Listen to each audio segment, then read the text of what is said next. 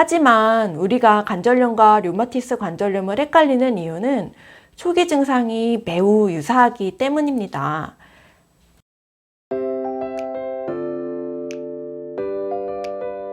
여러분 안녕하세요. 건강 꿀팁 한 스푼의 한이입니다. 저는 8년차 물리치료사인데요. 병원에서 근무하다 보면 환자분들끼리 친분이 있는 경우에 서로 질환에 대해 정보를 공유하시곤 하는데 잘못된 정보를 서로 공유하시는 모습을 정말 많이 봤습니다. 하지만 서로 같이 좋아지려고 하는 정보가 잘못된 정보라면 질병이 오히려 악화될 수가 있어요. 또 실제로 잘못된 자기 진단이나 판단으로 인해서 제때 치료 시기를 놓쳐버려서 나중에 더 큰 의료비를 지출하시는 모습을 보면서 많이 안타까웠습니다. 그래서 저 한이가 대한민국의 당당한 의료인으로서 여러분들께 정확하고 올바른 건강 정보를 알려드리려고 해요. 그러니 영상 끝까지 봐주세요.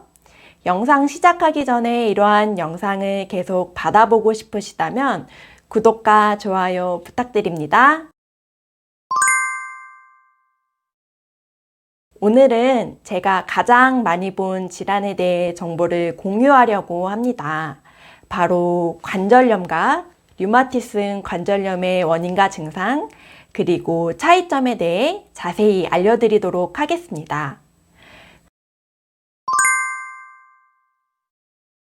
흔히들 관절이 아프니까 다 똑같은 관절염 아니야? 라고 생각하시거나 아니면 그냥 물리치료만 열심히 받으면 낫겠지 라고 생각하시는데 절대로 그렇지 않습니다. 관절염이란 쉽게 말씀드리면 노화로 인해 발생하는 퇴행성 질환입니다. 관절염은 주로 무릎에서 흔히 발생하게 되는데 관절 사이에 있는 연골이 닳거나 염증이 발생해서 관절을 움직일 때마다 통증을 일으키는 것입니다. 이에 반해 류마티스 관절염은 손이나 발 같은 작은 관절에서 80% 이상 발생합니다. 노화로 인해 연골이 닳아서 연골에 염증이 생기는 것이 아니라 연골을 싸고 있는 윤활막이라는 조직에 염증이 생겨 나타나는 자가면역 질환이라는 점에서 관절염과는 전혀 다른 원인입니다.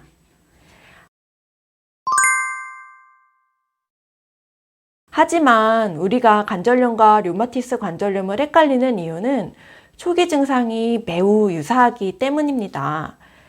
관절염과 류마티스 관절염 모두 관절에 염증이 있기 때문에 통증이 발생하여 단순히 관절염으로 오해하실 수도 있습니다.